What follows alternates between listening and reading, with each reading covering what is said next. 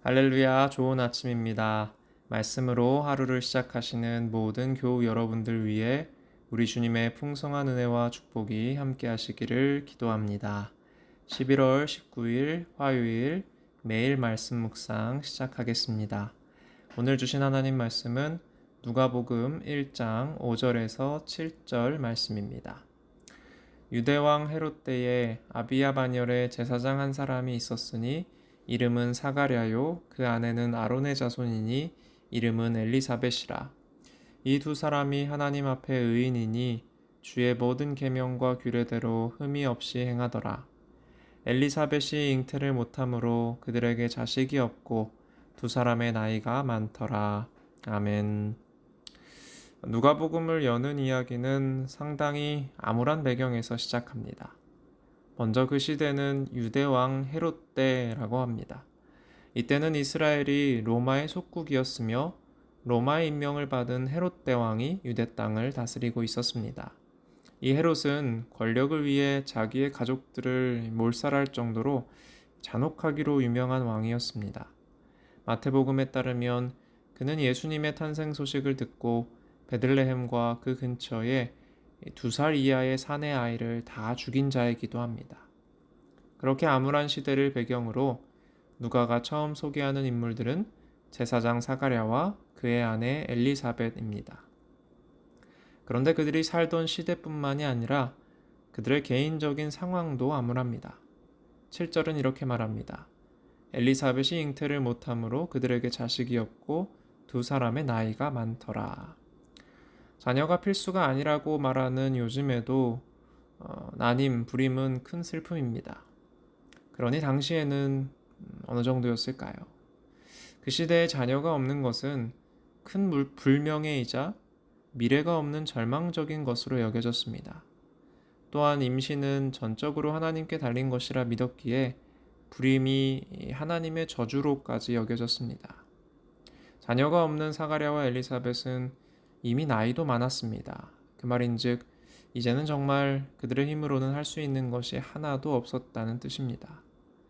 누가복음은 그렇게 암울한 시대를 배경으로 절망적인 상황에 놓인 한 부부의 이야기에서 출발합니다. 그런데 이 불임 이야기는 성경에서 여러 번 등장합니다. 떠오르는 성경 인물들이 있으시죠? 아브라함과 사라, 이삭과 리브가, 야곱과 라헬, 이 족장 부부들은 모두 자녀를 갖지 못했었습니다. 사사기에 등장하는 마노아와 그의 아내, 사무엘상에 등장하는 엘가나와 한나도 자녀를 낳지 못했었습니다. 그런데 그들 모두 그 절망적인 상황에서 결국 하나님의 개입으로 자녀를 낳게 됩니다. 이처럼 구약에서는 불임 이야기가 나올 때, 즉 사람이 할 수 있는 것이 아무것도 없는 절망적인 상황일 때 예외 없이 그 뒤에 하나님의 일하심이 따라옵니다. 그래서 누가복음의 초입에서 이 불임 이야기를 만날 때 성경을 잘 아는 독자는 생각하게 됩니다. 아, 불임 이야기구나. 이제 이들이 할 수 있는 것이 아무것도 없구나. 그럼 이제 하나님이 등장할 타이밍이구나. 하나님의 일하심이 시작되겠구나. 기대하며 그 뒤를 읽기 시작하지요. 우리도 그랬으면 좋겠습니다.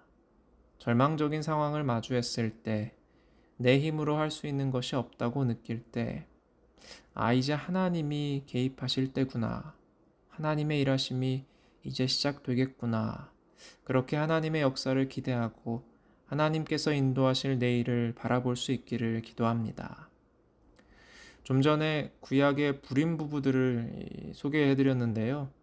이 중에 특히 마노아와 그의 아내 그리고 엘가나와 한나의 이야기는 오늘 누가복음의 사가랴와 엘리사벳과 많은 부분이 닮아 있습니다. 먼저 그들이 살았던 시대도 오늘 말씀처럼 암울합니다. 사사기의 마노아와 그의 아내가 살았던 시기는 이스라엘이 블레셋 사람들의 지배를 받았던 시대입니다. 엘가나와 한나가 살았던 시기도 그리 멀지 않은 사사시대로 블레셋의 공격을 받던 시대이며 분별력을 잃은 엘리가 대제사장이자 사사로 있던 시대입니다. 또 하나의 공통점은 하나님의 개입으로 낳게 된 그들의 아들들이 머리에 삭도를 대지 않거나 포도주나 독주를 마시지 않는 하나님께 바쳐진 나시린이라는 것입니다. 이제 혹시 마노아라는 이름이 익숙치 않으셨던 분들도 그 아들이 누군지 짐작하실 수 있을 겁니다. 나시린 하면 떠오르는 그 유명한 삼손입니다. 한나의 아들은 잘 아시듯 사무엘이고요. 그리고 오늘 말씀의 사가랴와 엘리사벳이 하나님의 역사로 하나님의 개입으로 낳게 되는 아들도 역시 나시린이었던 세례 요한입니다. 하나님의 개입으로 낳게 된 이 세 사람의 가장 중요한 마지막 공통점이 있습니다.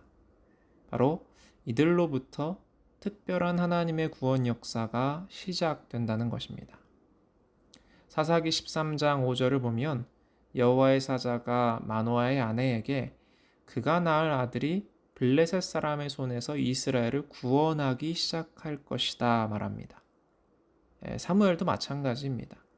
사무엘이 사사가 되자 거의 무너져 가던 이스라엘을 회복하여 블레셋을 물리치고 평화를 얻게 됩니다. 그래서 다시 한번 성경을 잘 아는 독자라면 오늘 말씀을 읽으며 불임 이야기를 만났을 때 또 한 가지를 기대하게 됩니다. 아, 이들이 낳을 자녀로부터 무언가 시작되겠구나. 특별한 하나님의 역사가 이 불임 부부가 낳게 되는 자녀로부터 시작되겠구나 생각하게 됩니다. 그리고 기대에 걸맞게 세례 요한은 회개하라 천국이 가까이 왔다 외치며 하나님 나라의 포문을 열어 예수님 오실 길을 준비하는 자가 됩니다. 이처럼 불임 이야기에서 우리가 발견하는 하나님께서 역사하시는 패턴이 있습니다. 절망적인 불임, 하나님의 개입, 그리고 이어지는 하나님의 특별한 역사. 이 패턴이 불임 이야기에서 반복됩니다. 이런 개인의 불임 이야기의 이 패턴을 조금 넓게 적용할 수도 있습니다. 애굽에서 노예가 되었던 이스라엘 민족을 생각해 봅시다. 그들은 민족적 불임을 겪고 있었습니다. 바로 바로의 명령에 의해 그들의 갓난 아들들이 나일강에 던져지는 상황이었지요. 그때 하나님이 그 절망적인 상황에 개입하시기 시작하시지요. 그 속에서 모세를 살리시고요. 나아가 모세를 통하여 출애굽 구원의 역사를 이루시지요. 예수님께서 태어나셨던 시기도 생각해 봅시다. 유대인들은 로마의 지배를 받고 있었고 그들에게 임명받아 왕이 된 헤롯은 2살 이하 남자아이들을 모두 죽이는 그런 일을 벌입니다. 역시 민족적으로 볼 때 불임의 상황입니다. 그때 하나님은 그 절망적인 상황에 개입하셔서 그 속에서 아기 예수님을 살리시고 나아가 그분을 통해 온 세상을 구원하는 역사를 이루어 가십니다. 성경이 증거하는 하나님은 종종 이 패턴으로 일하십니다. 그 말인즉 하나님의 개입과 역사는 종종 불임과 같은 상황에서부터 시작된다는 말입니다. 소망 없음, 희망 없음, 절망, 밑바닥, 어둠, 끝과 같은 단어로 표현되는 상황 속에서 우리가 할 수 있는 것이 하나도 없는 상황에서 하나님은 하나님의 일을 시작하십니다. 그러니 절망에 놓여 있을지라도 모든 것이 끝난 것처럼 느껴질지라도 우리에겐 희망이 있습니다. 우리의 끝이 하나님의 시작이기 때문입니다. 우리의 삶 속에서 역사하실 그 하나님을 기대하며 오늘도 넉넉히 이기는 우리 모두 되기를 주님의 이름으로 축복합니다. 함께 기도하겠습니다. 사랑의 하나님, 우리의 끝이 주님의 시작임을 믿습니다. 힘겨운 상황 속에서도 넘어지지 않고 하나님의 역사를 기대하는 믿음을 우리에게 더하여 주옵소서. 오늘의 어려움에 주저앉지 않고 주님께서 인도하실 내일을 바라보는 믿음을 더하여 주옵소서. 아버지께서는 능치 못하심이 없으시니 내 문제가 아버지께는 아무것도 아님을 깨닫게 하여 주옵소서. 이 모든 말씀 죽음에서 부활하신 우리 주 예수 그리스도의 이름으로 기도드립니다. 아멘.